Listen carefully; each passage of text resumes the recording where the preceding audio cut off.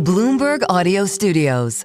Podcasts, radio, news. AI-startup Reevo is emerging from stealth with the aim of unifying the steps and data necessary for businesses to develop and execute go-to-market strategies. The company has $80 million from a combination seed and Series A funding round, co-led by Khosla Ventures and Kleiner Perkins. Reevo CEO David Zhu and investor Vinod Khosla are with us now. David, I would love to start with you. You're trying to tackle the concept that you have labeled the Frankenstack. Even though the term is new to me, the concept is something that's been discussed on this program a lot. Just explain what Reevo wants to achieve here. Sure. Well, first off, thanks for having me. It's a big day for us. Look, AI is the biggest shift in enterprise software since the cloud. But the reality is revenue teams are still stuck in, like you said, what we call the Frankenstack, which is a dozen different tools that don't really talk to each other, causing sellers to waste over 70% of their time wrangling software instead of talking to their customers. And that's really painful. Reevo is looking to fix that via one unified revenue operating system built from the ground up with AI at its core. And with this 80 million raise, we're scaling quickly to help all companies win in the age of AI. Vinod, I was talking with my team this morning about the structure of this round. And so it's basically a combined seed and Series A. And Reevo is coming out and kind of announcing itself to the world. Would you kind of give us the backstory? You know, you are an experienced investor in the world of technology. When this crossed your desk, how did you know that you needed to get involved? And how did you determine at this very early stage the potential that Reevo had? The opportunity didn't actually cross our desk in a traditional way. We've known David for a long time, from DoorDash to OpenDoor to OpenStore, and now Reevo. We've been incubating ventures with him. My partner Samir has worked closely with him on Reevo. And we cooked up the concept, brainstormed it, and thought it was important enough to do.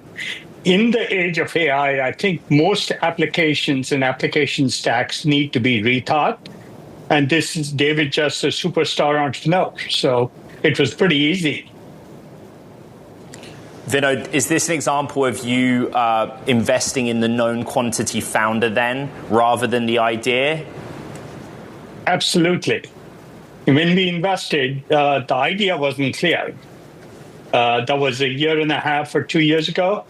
But the founder was very clear.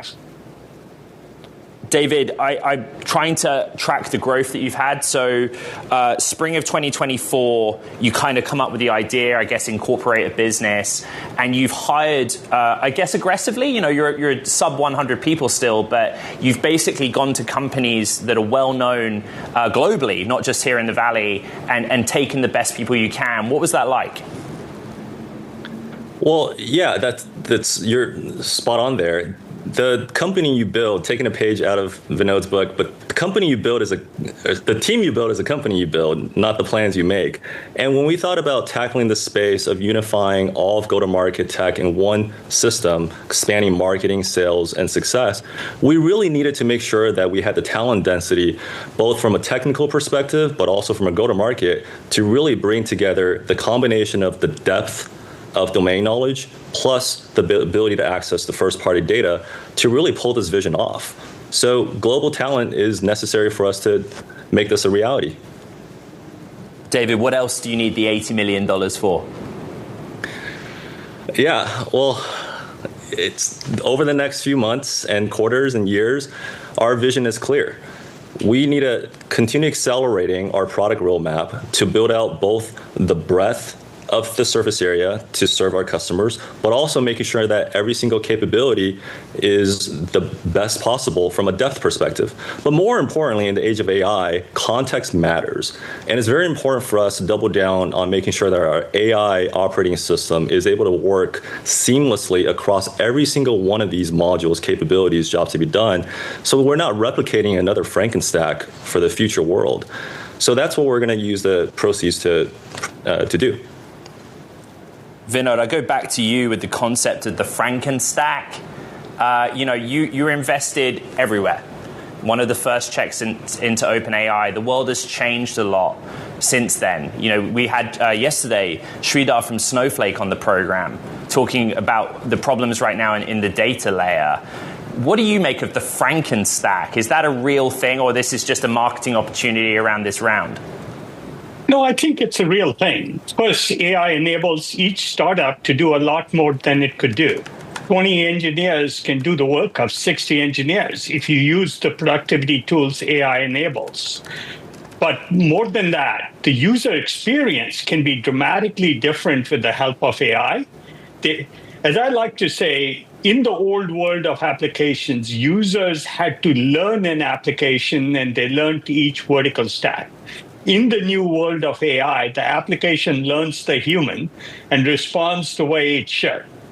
It's my favorite way to think about the transition AI makes possible. You don't have to be trained on an application like SAP or Hubstack. The application gets to know you and other humans on your team. And so it facilitates not only the function, but also workflow across people and across applications. I think it's a pretty important shift in software. To both of you, I kind of like to end the conversation by going a little bit bigger on the world that we're in right now. David, if you could reflect on what it was like doing this round, there is a lot of energy behind AI right now, but at the other end of the spectrum, there is valuation concern. There's no difficulty in OpenAI or Anthropic, those kinds of frontier labs gaining capital, but there is a lot going on right now. Would you just reflect on what the last few weeks has been like in trying to close this? Well, the fundamental difference is clear with our approach. We're AI native and purpose-built for revenue teams. And so, when you talk about the old players that are trying to bolt AI onto a legacy stack, it just doesn't work. What we're building with Reevo is akin to how Tesla built its cars, vertically integrated with AI at its core. This way, our AI is able to see and act across the full customer journey. So the old players are held back by their past, and the new players, to your point, don't have the depth of domain knowledge, nor the access to the full suite of first-party data to pull this vision off. So Reevo is building with both. And yes, it's hard, but that's really what makes it defensible and worth doing. Vinod, you're co-leading this round with your friends at Kleiner Perkins. Again, the same question, what does the environment look like to you right now? This is a very sizable debut round. You had the conviction to do that. Well, it was a while ago we did the seed round of 10 million that wasn't announced. And now we just participated in the $70 million round. Obviously, we think highly of the team. But I think it's the magnitude of the opportunity this opens up for AI native companies. I like to say most valuations won't hold up in the AI space, but the ones that are really high quality companies will return disproportionate returns. In 2018, people said to me $1 billion valuation for OpenAI was too high. Then they said 26 billion was too high, and then 100 billion, and then 300 billion, and then 500 billion were all too high. So a small percentage of the companies, I suspect much less than 5%, will actually do extremely well and return 10, 50, 100 times their money invested. Most companies will still lose money, and I think that's why you want to back quality founders like David. David's a superstar. I'd back him in almost anything he did. David Zhu, CEO of Reevo AI, Vinod Khosla, co-founder of Khosla Ventures, and as we just discussed, co-led that round. Great to have you both on the program. Thank you.